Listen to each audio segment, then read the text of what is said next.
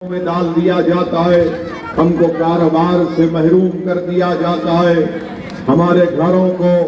اور ہمارے کاروبار کی جگہوں کو بلڈوزر سے توڑ دیا جاتا ہے۔ تو یاد رکھیے، آپ کو ایک سیاسی طاقت بننا ہے۔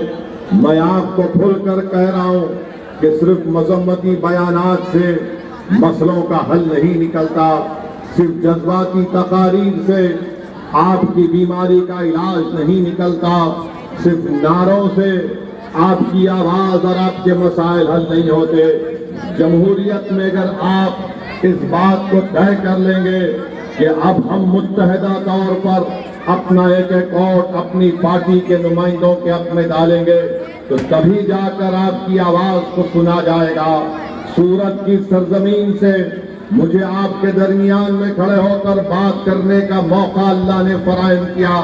بتائیے، آج ان غریب ٹھیلا بنڈی پر کاروبار کرنے والوں کو ان کی بنڈیوں کو ہٹایا گیا کیونکہ وہ انڈا بیچ کر اپنی کمائی کماتے تھے۔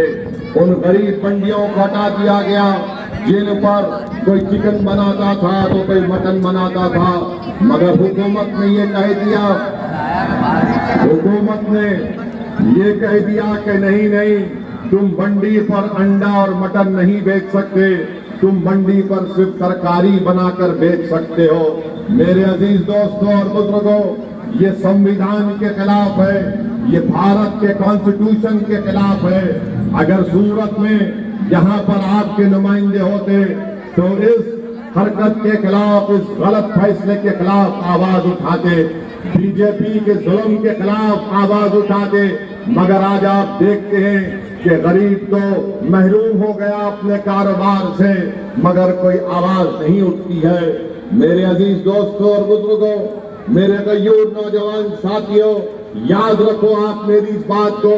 جب تک آپ ایک سیاسی طاقت نہیں بنیں گے آپ کے مسائل حل ہونے والے نہیں ہیں۔ گجرات میں آج مسلمان 11% ہیں اور پٹیل برادری کے لوگ بھی قریب اتنی ان کی آبادی ہے، مگر آخر کیا وجہ ہے؟ میں گجرات کے مسلمانوں کو پیغام دے رہا ہوں کہ آخر کیا وجہ ہے کہ پٹیلوں کی آبادی مسلمانوں کی آبادی کے برابر ہے، مگر اسمبلی میں ان کی نمائندگی قریب 44 ہے اور مسلمان کے صرف 3 MLA جیت کر جاتے ہیں۔ سوچو گجرات کے مسلمانوں،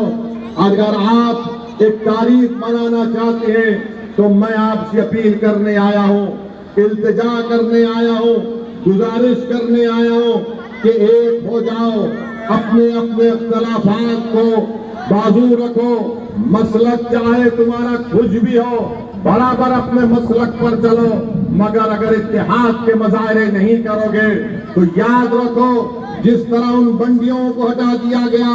کہیں ایسا نہ ہو کہ تمہاری تاریخ اور تمہاری تہذیب کو مٹا دیا جائے۔ اگر مسلک کو زندہ رکھنا ہے، شناخت کو زندہ رکھنا ہے تو سیاست میں حصہ لینا پڑے گا، اور صرف یہ کہہ